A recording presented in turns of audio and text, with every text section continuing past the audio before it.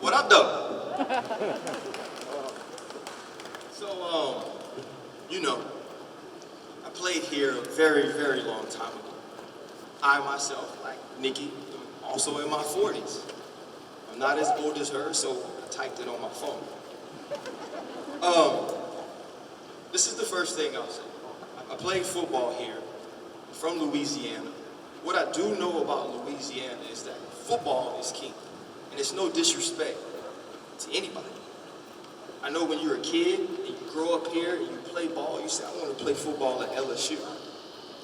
And in 1997, when I signed my letter of intent to play football here, it had nothing to do with this. Everything to do with the fact that I wanted to play football on that grass. I was wrong. It should have been more. Never in my life, at age 40, did I think I'd have to come here or have the opportunity to stand here and speak in front of y'all about something that was so important to me and that we feel like should be so important to you. I grew up on the West Bank. I don't know how many of y'all know about the West Bank of New Orleans, but it's a different place. It's a strange place. To me, it's separate from the world. I grew up in lower income, lower middle class neighborhoods where I was the youngest kid most times. A lot of times the only black kid. So my parents, when I was growing up, they taught me two different things. Because see, the reason we're here today is because of lack of education, right? The black athletes here, many of you have a lack of education on where we come from, right? Like when y'all saying, love you king, love you queen, like you gotta know that that's based in something. Because we come from kings, we come from queens, and that history was suppressed. So now we associate our history with struggle. We associate our history with fight. And we're so much more than that. And then on the other side, right, whether you're white, you're Asian, you're Hispanic, you don't have enough knowledge of the history to know the same thing. Right? So you judge it by what you hear. You judge it by what you see. It looks menacing. It looks dangerous. It's not the same. It's unfamiliar. So see, we don't do enough of educating ourselves on who we are around, in order to actually love it. Because yeah, you gotta love yourself. If you're black, love yourself. Think that you are important enough to care for. Because see what happens when I love me, right, and I look in the mirror every day, I also walk outside and I see people that look like me and I love them too. Because we the same. Right? And if you're not black and you educate yourself on it enough, you can see yourself in me too. So if you see yourself in me, why would you want to do it harm? Why would you not want us to be treated fairly? And so the stories I was told when I was, it sucks. So the stories that I was told when I was growing up, one was about being black and how I should see being black. And this is how I was told. Ryan, you can do anything that you want to do. You're smart enough. You're beautiful enough. You're strong enough. So you put your mind to it and you can accomplish it. Ryan, when you see white people, Hispanics, Asian, they are the same. They have the same heart. They serve the same God. They were made the same way, in the same likeness, in the same image. So you treat them like you treat yourself. That's what I was told. That's what I learned. You date who you want to date. You talk to who you want to talk to. You bring home who you want to bring home. You become friends with whoever you want to become friends to, because all y'all are the same. All y'all should be treated the same. Then they taught me a different story. They taught me a different thing. They taught me how I would be seen by the world. That's two different things. What I see in the mirror isn't always what people see when they look at me. So they said, you're going to have to work twice as hard just to get close. You're going to have to conform and act certain ways and talk certain ways in certain places to make people comfortable. See, you might not be able to say that at this time to this person because this is what happens. When they pull you over and they tell you you're wrong for something that you don't know you're wrong for, if you want to save your life, shut your mouth. Pick your hands up. Look them in the eyes. Yes, sir. No, sir. No matter how much they disrespect you, no matter how much they put their hands on you, you can't do nothing back because we want to see you get back to this house. See, it's the tale of two stories. And for most of you, if you're white, you've never had to hear the tale of that story. And so the way I grew up, it was cool. I've been the best man in 2 weddings. One of them from a white brother, one of them from a black brother. My white brother's named Ross. He got blue eyes and blonde hair. My black brother's named Kevin. He got a big beard, a bald head, and a big belly. But they the same to me. I'm the godfather of both of their first sons because that's my family. That's my people. That's the way I grew up. Right? And so when I was raising my children, I wanted my children to grow up to see people the way I saw people. So yeah, date whoever the hell you want, bring around whoever the hell you want. All the people are the same. I still told a tale of two stories, but I told it differently because my kids grew up differently. Their dad was Ryan Clark. Right? And so that's what happens when we become athletes, and we're black athletes and we're white athletes. We start to see the world in the small prism that is our locker room, but that's not the world. See, if you're a white athlete and you know your homegirl is really fast and she can slap that joint, get to first base, and you're going to get her around, oh, she's cool. Right? And if you're a black athlete, you just want to make sure she can pitch it, make sure it's put in the right place. You listen to coach tell you where to be, you pick it up, you throw it to first base, you get it back to the pitcher, you do it again. Right? It's the same thing, right? If we hooping, we like, hey, we don't love any of you differently, right? But just like when we hooping, and y'all know it, sometimes somebody gonna have a bad matchup. And just because we double when they go in the post, that don't mean we don't believe in you or we don't love you. You just need some help. Right? If I'm playing middle of the field safety and I got one corner who got a bad matchup and I got another corner who locking up, I'm gonna lean to the other side because that dude needs help. But it doesn't mean that I love this corner less than that corner, or I love this post player less than that post player. Just they say right now they are under siege and they need help. Well, guess what, y'all? We need help. Right? It's not all right to just say that I'm not racist. It's not all right to just say that I have no problem with you. You gotta have a problem with racism.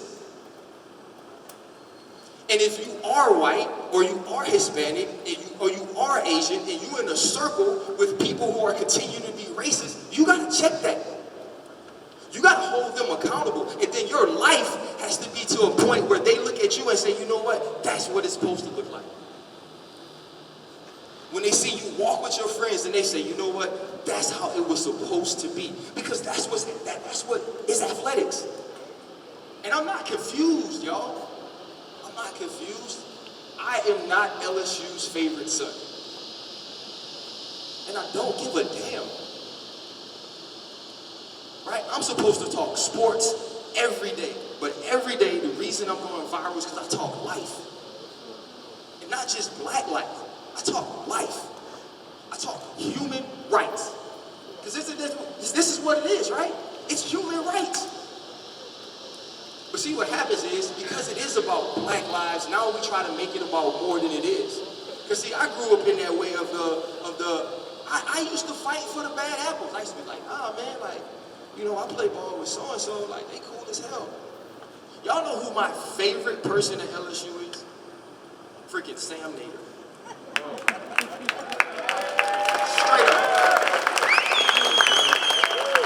Sam Nader could be blue, he could be purple, he could be green. It wouldn't mean a thing to me, because that's freaking Sam Nader. I'm letting y'all know, one of y'all do something to Sam Nader, y'all gotta see me on site, period, the rest of your life. And so like that was the way I grew up. And so I was like, nah, they got people like Sam Nader, so how can racism be this big of a deal? So I gotta teach it a certain way because I don't want my kids to grow up and feel like that's the only way to be, because everybody who come in contact is racist. But I failed them. I didn't teach them enough. They don't know enough.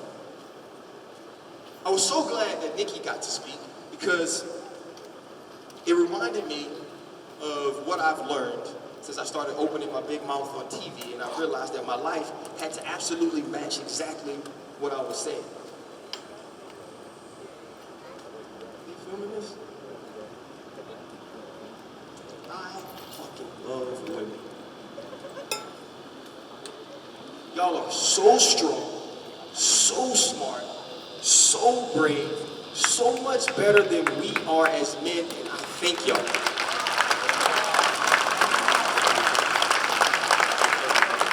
But see what happens, right? Yeah. Like, be honest, y'all. Like, I ain't about the bull crap.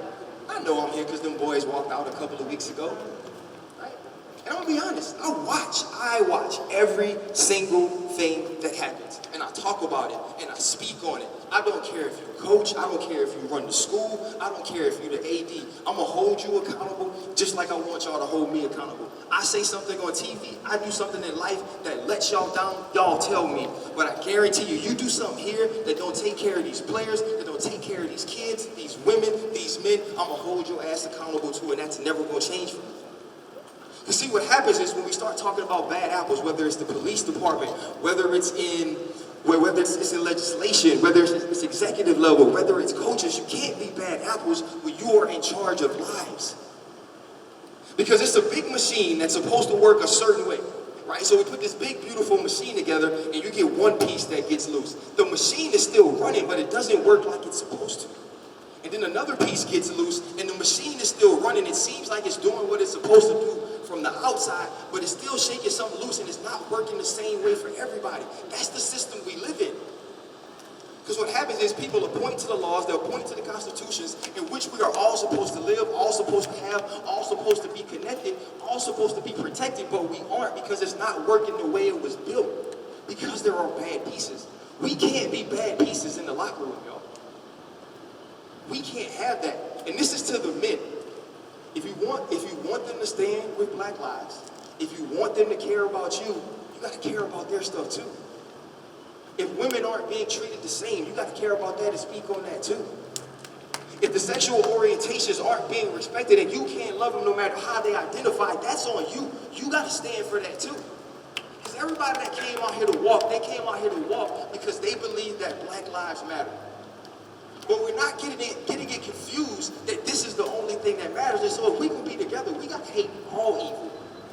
Every evil has to be an issue to us. This is the fight right now. This is the fight where we are under siege, and we understand that. But if we're going to do this together, we got to really be together.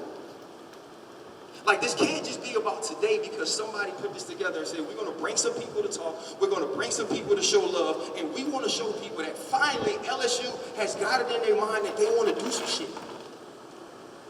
This cannot be for show. I'm not here for show. This really has to resonate with y'all. Y'all really have to feel this because the only way to live it is to truly feel it. And I'm not saying you got to understand what it's like to be Black. But everybody knows what it's like to be treated like you're less than. Everybody knows the feeling of when you watch a man get shot 7 times in the back, or when you watch a man get kneeled on for 8 minutes and 46 seconds. Some of y'all run track. Y'all know how damn far y'all can run in 8 minutes and 46 seconds. Y'all could run a mile, chill, run another one, and get back. That's how long there was a knee on George Floyd's back. And so when we start to think about ways to make this better, when we start to think about ways for this to grow, it starts with us. The most important 18 to 21-year-olds in Louisiana wear purple and gold on game nights. The voices that people will listen to wear purple and gold on game nights. And this is not your obligation. You don't have to do this. But I'm telling y'all right now, my generation effed it up. We didn't get it right. We didn't have the conversations. We didn't have the compassion. We didn't have the love. We didn't have the heart, courage, and bravery that y'all had. We're here because of y'all. We're here because of these coaches. We're here because this matters. I know that my generation, the old people that I walk around with, that I rock with, they ain't gonna fix it. But y'all can. Y'all can do something different. Y'all can do something better than we ever did it. And don't worry about the boos. Don't worry about what people think of you. Don't worry about the lies that will be spread because you care. Because you open your mouth and because it matters to y'all. Trust me, I ain't never been liked anyway, so I don't care. But what I do know is that I'm loved. And that's way different. I ain't gotta be your homie. I ain't gotta be the person that you wanna rock with or you wanna have beers with every day. But I wanna be the person that you listen to and that you watch live and you say the shit that he says matches the way that he lives. That that he loves people the way he says he wants to be loved, because that's what it's all about. This is human rights, y'all. Everybody deserves to feel truly protected. Everybody deserves to feel fully loved. Everybody deserves to feel completely equal.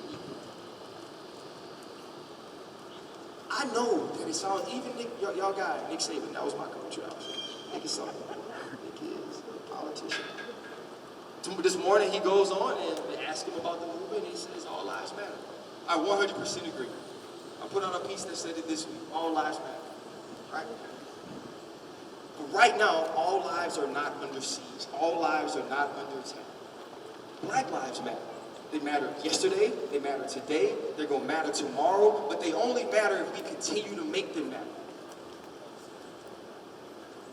So make sure when we walk away from this isn't like the cool thing we post on Instagram. This isn't the cool thing that we do. We didn't just come here because they put it together and because our coaches said that we could come. Make sure you walk away with knowledge of understanding. I'm going to educate myself. I'm going to educate myself on who I am. I'm going to educate myself on who my teammates are. I'm going to educate myself on the system that we are facing and trying to infiltrate. Because I used to serve this. It don't look the same. It used to look really good, by the way. I'm just saying. Tell you, I saw a picture of like 18 years ago, man. Coach Moffitt took it in the stadium. It was fine. I ain't gonna lie. Ask my wife. She said, you know her. She's still here, right? But I used to serve this, right? And when I got here, serving this was all about what it did here. I didn't continue to grow here. That's why it's taken me till 40 to get an opportunity to have a microphone and talk to y'all. Continue to grow here. Understand the system. Understand what we're facing, and you infiltrate it. You change it. We can't change it from the outside just by having marches. We can't change it from the outside because we're pissed off, because we're scared, because we're hurt. You got the coach's ear now. These coaches can get into any freaking building they want in Louisiana. Trust me, I know. They can talk to any politician you want them to talk to. Tell them get you in the right rooms. Tell them give you an opportunity with an audience that can actually make change. And then you learn how that change is made. If we want to be different, we got to live different. And then when we live different, we got to teach different. But the only way we get to teach different is if we actually learn it the right way. I love LSU.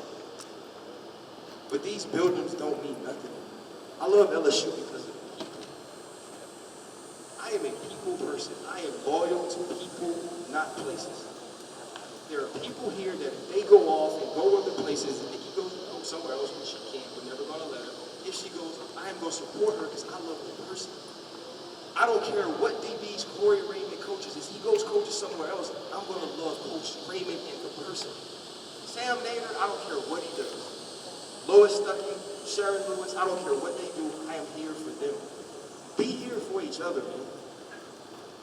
Like, the purple and gold is not the colors we need to care about. Right? That's what we here. Care about each other. Care about the person to your left and your right. You need to know that they rock with y'all. You need to know that y'all can stand together and y'all can do more than go win a game. This is ultimately about love. Love yourself. Love your teammates. Love your family. Hold each other accountable.